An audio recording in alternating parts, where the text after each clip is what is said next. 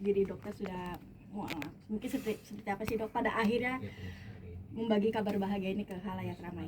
Oke, pertama halo teman-teman semuanya, assalamualaikum semuanya. Udah lama banget aku nggak ngobrol dengan media, udah lama banget aku nggak kumpul dan ngomong di media seperti ini ya. Terakhir kali itu di Hijab, itu pun karena aku buka usaha sebenarnya. Aku sudah lama banget nggak kasih statement ya. Di sini aku kasih tahu bahwa sebenarnya sejak 2 tahun, benar berita yang beredar, sejak 2 tahun yang lalu aku tuh sudah Islam, dan selama 2 tahun ini aku belajar Islam, dan sampai sekarang juga aku masih belajar tentang Islam. Ada beberapa hal yang membuat aku untuk sementara waktu selama 2 tahun ini memutuskan untuk menutupi. Sebenarnya dari awal itu aku diajarkan oleh Ustadz Dery dan dibimbing oleh Ustadz Felix Xiao. Mungkin beberapa kita sudah tahu, itu terlihat jelas lah ya. Dan aku meminta mereka berdua untuk merahasiakan hal ini. Ada beberapa alasan. Yang pertama, karena aku tidak ingin menyakiti hati orang lain. Karena bagaimanapun juga keluargaku adalah keluarga non-muslim, aku harus menjaga perasaan mereka. Dan aku juga punya alasan tersendiri untuk lebih berhati-hati dalam bersikap, berbuat, dan lain sebagainya. Aku tidak ingin ketika aku masuk Islam, aku malah menyakiti orang lain, apalagi menyakiti keluargaku. Dan aku nggak mau itu banget ya. Karena itu menurutku adalah hal yang privat antara aku dengan Allah, dengan Tuhan ya. Jadi aku nggak mau ketika aku agama Islam tapi malah nyakitin orang lain ya. Menurutku itu tidak bijaksana. Yang kedua, aku tidak ingin dicap untuk mencari eksistensi terkenal karena Islam. Aku nggak mau.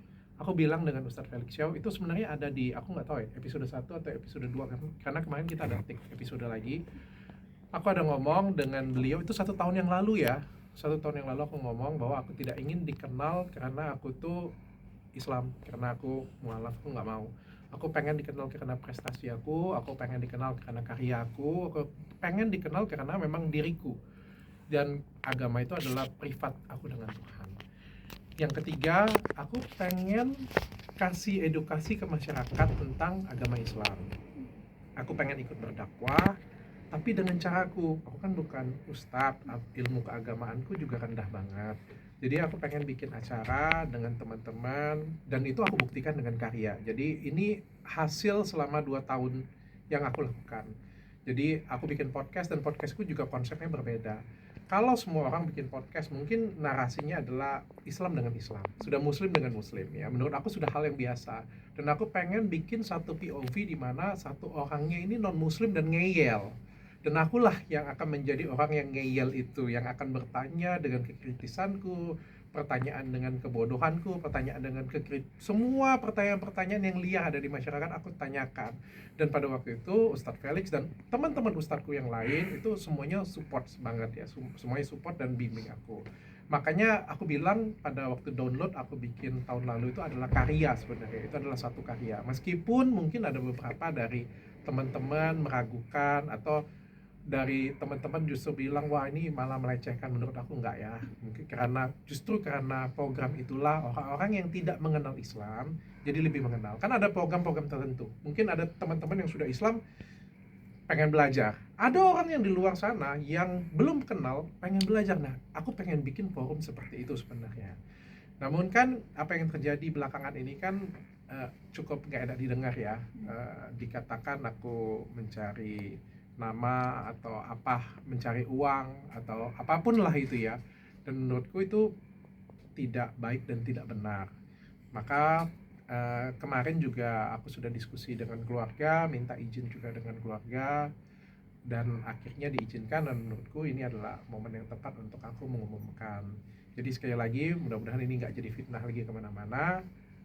Aku sudah belajar dan sudah Islam juga sejak 2 tahun yang lalu, bukan baru-baru ini. Dan itu juga sudah diaminkan dan sudah diperdengarkan juga oleh kedua guruku ya. Jadi ini nggak sepihak klaim ya. Dan mudah-mudahan aku terus ke depan bisa berkarya.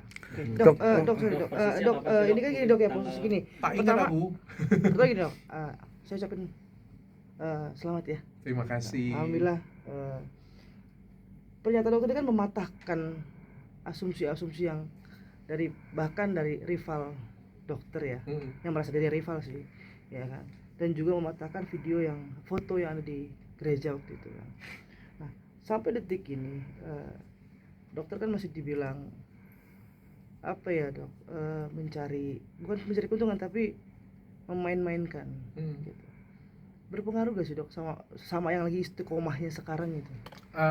Kalau berpengaruh atau tidak, bagi aku tidak masalah. Pengaruh sih, pengaruh. Kalau ke bisnis itu sangat pengaruh. Ke diri aku pengaruh. Banyak komentar, buktinya kan banyak beberapa komentar jelek, orang berpandangan jelek ya. Tapi ke pribadi aku sendiri, ke perasaanku itu nggak pengaruh. Kalau ke perasaanku, alhamdulillah sejak aku banyak belajar, aku cukup bijaksana dan melihat ini sebagai ujian hidupku, sebagai kesempatan aku untuk naik kelas, jadi lebih baik lagi. Jadi kalau aku pribadi sih nggak ada masalah ya. Dan yang aku pengen tunjukkan di sini, ini adalah karyaku. Kalau kalian kemarin kan beberapa fitnah bilang mungkin mencari exit, mencari eksistensi, mencari uang. Aku sudah lakukan ini 2 tahun loh. Kalau aku pengen cari exit, mungkin 2 tahun yang lalu aku sudah umumkan. Kalau memang aku cari tenar, mungkin dari 2 tahun yang lalu sudah aku umumkan. Tapi kan ini enggak. Dan kalau misalnya, aku pun juga nggak ada niat sih sebenarnya untuk berbicara dengan media seperti ini ya. Karena nggak ada guna, ini kan hubunganku dengan Tuhan ya, nggak ada. Aku mau ngomong di depan kamera, nggak juga urusanku sih sebenarnya, nggak ada masalah. Dan paling nggak aku bisa membuktikan dalam karya. Yang paling penting itu kan bisa kita nunjukin. Kalian Islam atau tidak kan kalian tunjukin, kalian sholat nggak? Kalian bersedekah nggak? Kalian kasih apa untuk agama kalian? Dan selama 2 tahun ini, bahkan sebelum aku mengumumkan, aku sudah kasih karya. Aku sudah podcast berapa banyak ustadz yang aku datangkan, berapa banyak yang paling enggak aku nggak tahu ya, mungkin kalian bisa nilai bermanfaat nggak untuk kalian. Aku bikin brand hijab, bukan hijab dulu baru aku muslim kayak gitu ya. Aku bikin, kenapa? Aku pengen bikin karya, aku pengen tunjukkan dulu karyaku, bahwa inilah konsistensiku, inilah bentuk kekonsistensianku di agama Islam. Dok, alasannya apa sih dok kalau boleh tahu dulu awal kali terpanggil? Hidayahnya mungkin ketika hidayah waktu masuk apa? Karena kan Islam. kita tahu kan dokter mungkin ketika di agama yang lama cukup taat. Enggak juga sih.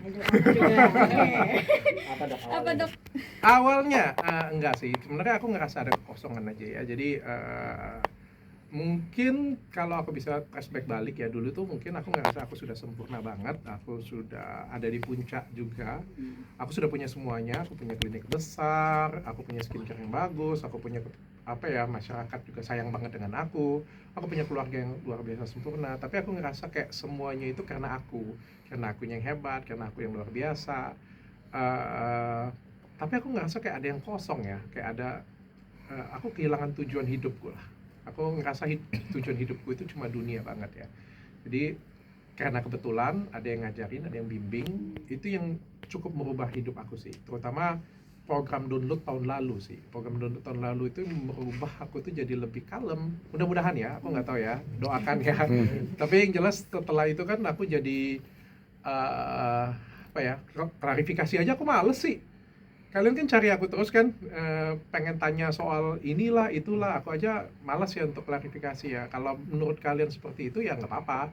Kalau ada yang bilang kemarin kan saham 20%, aku jawab juga percuma, memang nggak ada masalahnya, mau ngapa gitu punya.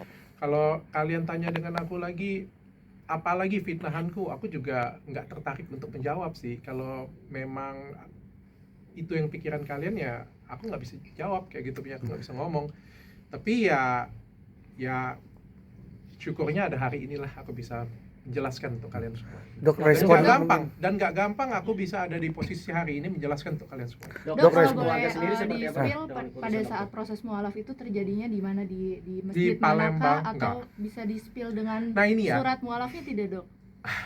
untuk apa? Itu tuh pertanyaan paling konyol yang pernah saya dengar. Mana video apa itu namanya? Ada video syahadatnya. Aduh, itu jawaban itu pertanyaan yang paling konyol yang pernah saya dengar. Saya tanya dengan kamu agama apa? Islam. Ada nggak video syahadatnya? Boleh nggak saya minta? Untuk apa? Emang kalau saya minta kamu jadi masuk surga? Emang kalau saya minta saya jadi masuk surga? Enggak. Ngapain kita meragukan seperti itu punya? Dan itu kan urusan kita masing-masing, itu urusan saya. Biarkan itu menjadi urusan saya dengan Tuhan. Yang jelas saya lakukan itu dengan guru saya. Dan kemarin juga kan kita sudah ngobrol sama-sama ya semuanya ya. Jadi aku lakukan itu di Palembang dan proses belajar sih sampai hari ini juga aku proses belajar. Itu Kalau kamu tanya sertifikat, aku kemarin ditandatangani sertifikat dikasih ke aku, cuma aku nggak tertarik juga dengan sertifikat itu. Aku ngomong dengan Ustadz Dery, bagi aku nggak penting. Untuk apa sih sertifikat itu? Aku bilang yang paling penting kan hati aku, bukan sertifikatnya. Mana yang lebih penting, KTP kalian Islam atau kelakuan kita yang Islam? Kadang-kadang kita pengennya KTP-nya Islam tapi kelakuannya kagak Islam. Aku juga nggak ada guna, aku juga nggak akan pakai untuk nikah lagi, jadi untuk apa? Respon keluarga. Respon keluarga. orang tua, Tentang terus keputusan istri. Ini cukup berat ya kan, Dok? Artinya keluarga besar memang sangat. Iya, jadi kalau respon keluarga, yang pertama penolakan ya. Dari 2 tahun yang lalu itu penolakan yang besar-besaran banget. Bahkan aku diancam atau apalah begitu ya. Tapi ancaman keluarga lah ya, mungkin. Tapi ya aku diem aja. Mungkin strategiku juga kan pelan-pelan untuk dibicarakan. Mungkin mereka mendengar dari media, pelan-pelan mereka sudah terbiasa. Tepatnya 1 tahun yang lalu istriku baru aku kasih tahu, istriku juga go ahead, nggak jadi masalah. Kalau memang itu yang pilihan hidup kamu, dia bilang ya lakukan saja. Aku senang banget, dan istriku support banget. Yang paling sulit kan menghadapin keluarga besar ya, orang tua dan lain sebagainya. Tapi sekitar mungkin nggak sampai 1 bulan yang lalu aku sudah putuskan, dan aku berbicara dengan mereka, dan alhamdulillah mereka bisa mengerti. Kalau mereka nggak mengerti, mungkin aku nggak umumkan juga hari ini sih. Kemarin aku nggak umumkan, tapi karena mereka sudah mengerti, ya udah akhirnya saya ambil keputusan jalan ini. Istri sendiri mohon maaf masih di agama yang sebelumnya atau ikut mualaf juga sama kayak dokter? Doakan saja. Ini juga ya untuk teman-teman ya, aku kasih tahu ya, bahwa menjadi seorang mualaf atau pindah ke agama yang baru itu nggak gampang ya. Aku juga pasti harus banyak belajar, dan untuk terutama kan di lingkungan keluarga aku juga non muslim, nggak gampang. Jangan sampai kalian itu menganggapnya aku tuh harus kayak gimana ya, kayak ustadz lah kayak gitu ya. Aku jauh banget, aku cuma belajar doang kok, dan doakan sajalah istriku pokoknya bisa mau belajar juga.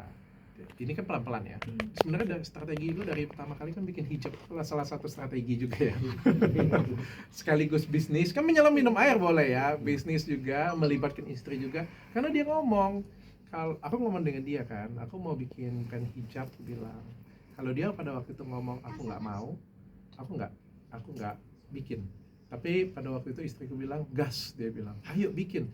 Dia bilang, tapi aku bilang kalau misalnya bikin nanti kamu yang jual ya, masa aku yang jual? Aku bilang oh iya nggak apa-apa kan, itu kan salah satu langkah nih awal.